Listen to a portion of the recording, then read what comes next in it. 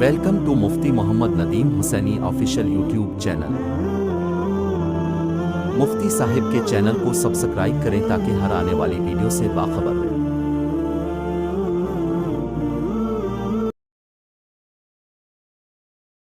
قال اللہ تبارک و تعالی فی الکلام المجید والفرقان الحمید یا ایھا الذین آمنوا توبوا الی اللہ توبۃ نصوحا وقال النبی صلی اللہ علیہ وسلم التائب حبیب اللہ وقال رسول اللہ صلی اللہ علیہ وسلم التائب من الذنب کمن لا ذنب لہ او کما قال رسول اللہ صلی اللہ علیہ وسلم۔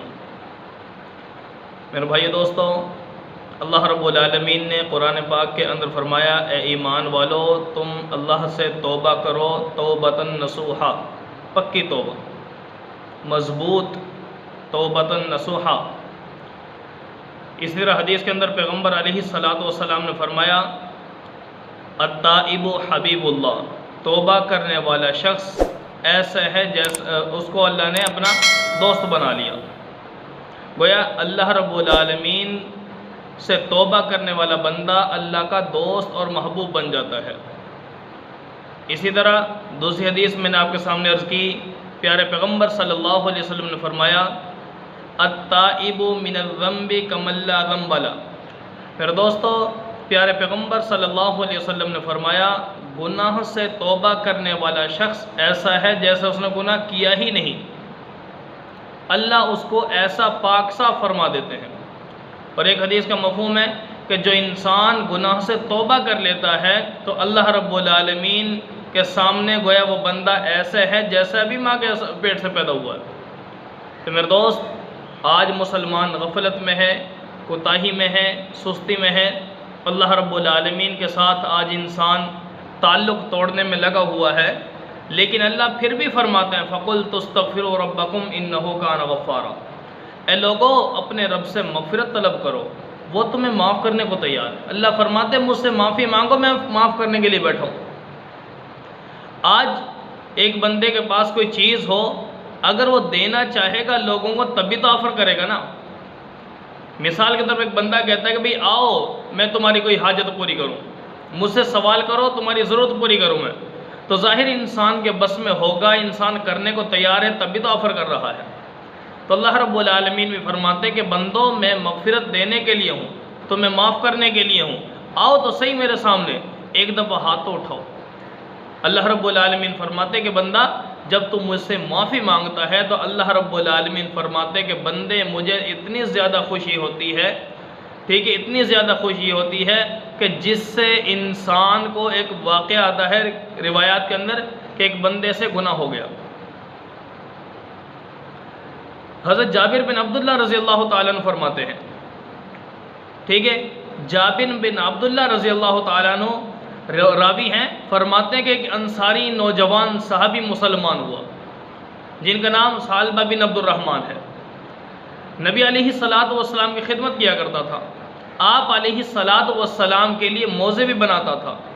تو نبی اکرم صلی اللہ علیہ وسلم نے اس صحابی کو ثعلبہ بن عبد الرحمن رضی اللہ تعالیٰ عنہ کو کسی کام کی وجہ سے کہیں پہ بھیجا۔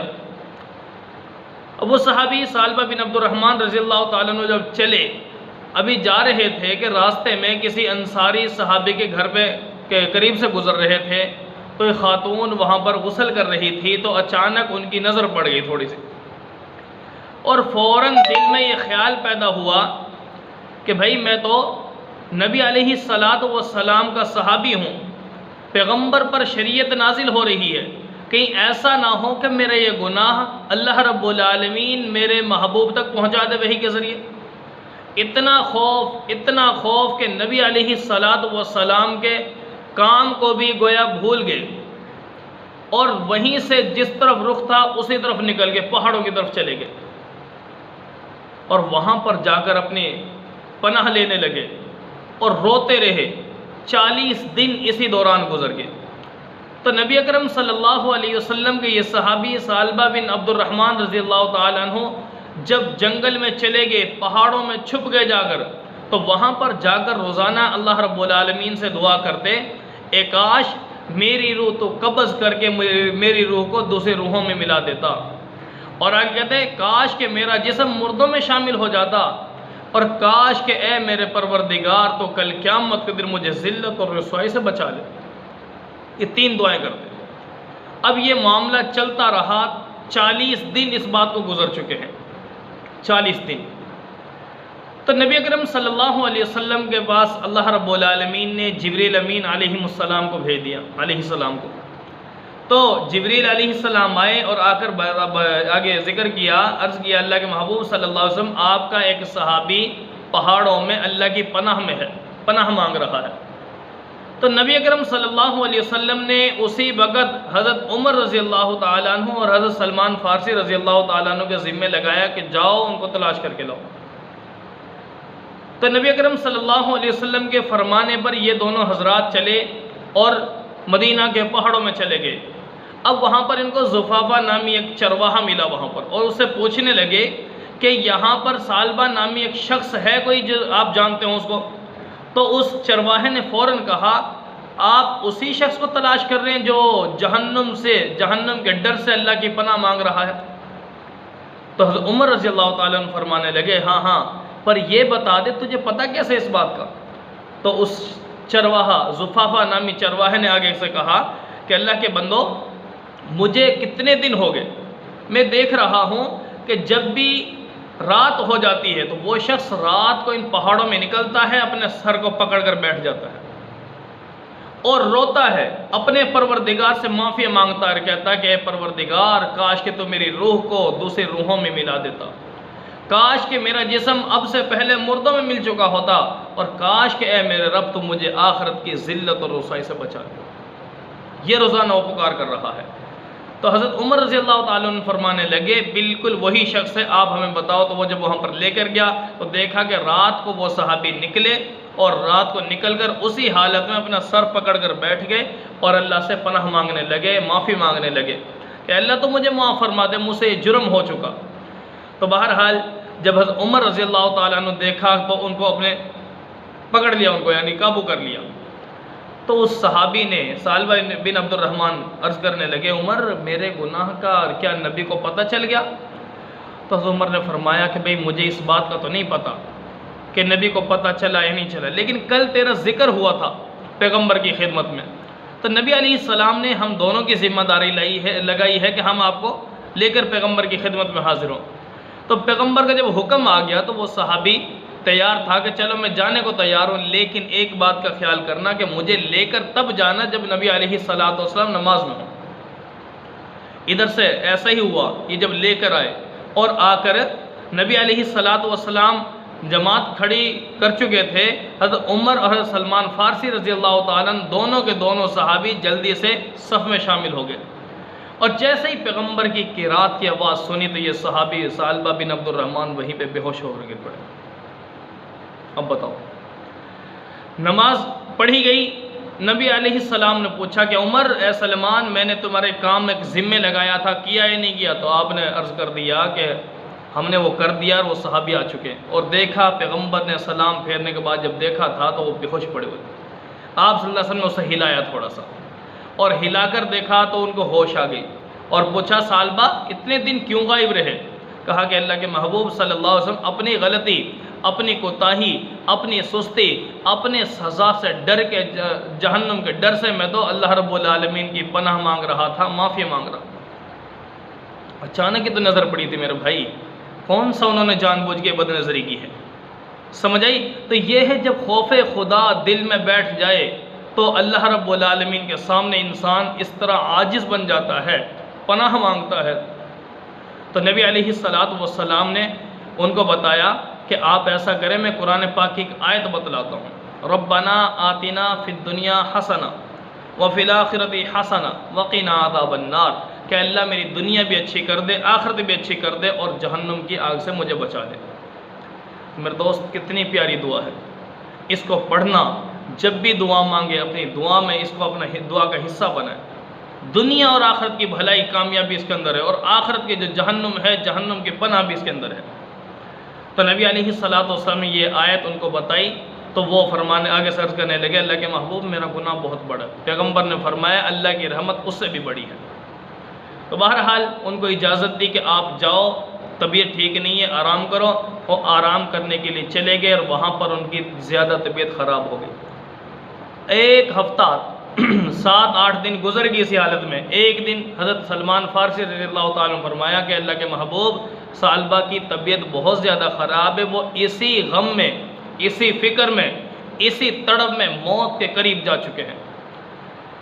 نبی علیہ السلام فرمایا کہ اٹھو میرے ساتھ چلو ان کے گھر۔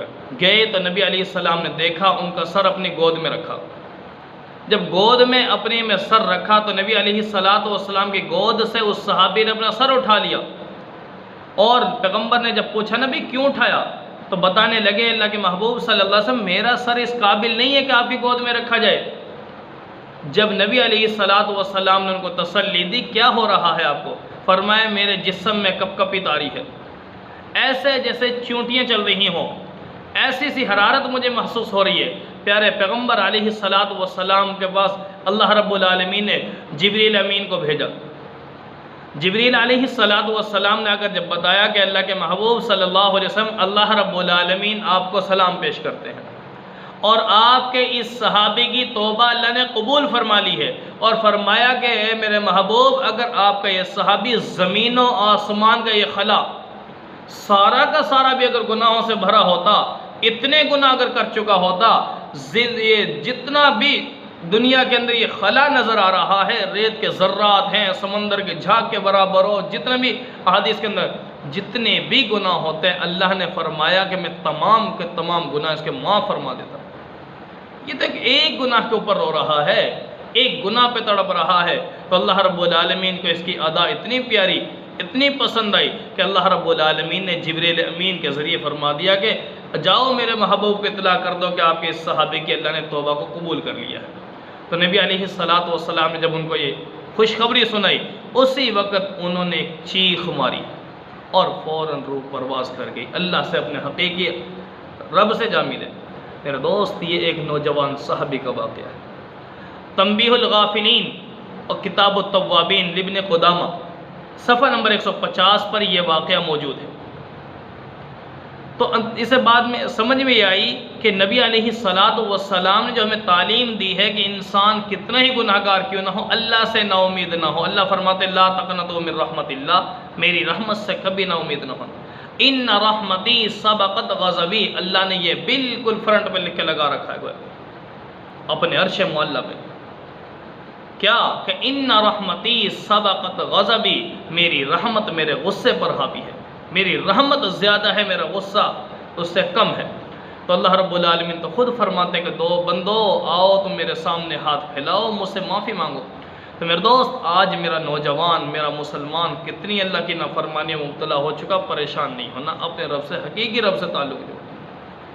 تو اس لیے اللہ رب العالمین جو فرمایا کہ اللہ سے پکی توبہ کرو، صلح کرو، نبی علیہ السلام کی حدیث میں نے آپ کے سامنے پیش کی، پیارے پیغمبر صلی اللہ علیہ وسلم نے فرمایا کہ اللہ رب العالمین اس بندے کی توبہ کو قبول کر کے اس کو اپنا محبوب بنا لیتے ہیں، گویا ایسے ہو جاتا ہے انسان جیسا اس نے گناہ کیا ہی نہیں، جیسا کہ وہ ماں کے پیٹ سے آج ہی پیدا ہوا۔ تو آج میرے دوستو ہمارے پاس نبی علیہ السلام کے ان فرامین کی روشنی میں بہت ہمارے پاس وقت ہے، اس سے قبل کہ ہماری روح نکال لی جائے۔ پھر دوست آج ہمارے پاس وقت ہے، اللہ رب العالمین سے صلح کیجئے، جس طرح یہ صحابہ اللہ کے سامنے گڑ گڑائے روئے، اللہ نے ان کی معافیاں کو یعنی کہ اللہ نے معاف کر دیا اور ان کی توبہ کو قبول کیا، تو آج وہی رب ہمارے ساتھ ہے۔ پریشان نہ ہوں، اپنے حقیقی رب سے تعلق جوڑیں۔ اللہ نے فرمایا کہ یا ایھا الانسان ما غرک بربک الکریم، بندے تجھے کون سی چیز دھوکے میں ڈال رہی ہے، تم آ تو صحیح میرے سامنے، میں تیرا رب ہوں، تیرا خالق ہوں، مالک ہوں، رازق ہوں، آ تو صحیح میرے سامنے جھک، مجھ سے توبہ تو کر، مجھ سے صلح تو کر، مجھے پکار کے تو دیکھ، جو میری مدد صحابہ کے ساتھ تھی وہ میری مدد تمہارے ساتھ نہ ہو تو مجھے خدا نہ کہنا۔ جیسے میرے دوستو اللہ رب العالمین سے توبہ کیجئے، پوری امت مسلمہ کے اللہ تعالیٰ گناہوں کو معاف فرما دے۔ اللہ رب العالمین امت مسلمہ کو اپنے پیغمبر صلی اللہ علیہ وسلم کی تعلیمات کی روشنی میں اپنے رب کے ساتھ جڑنے کی توفیق نصیب فرمائے۔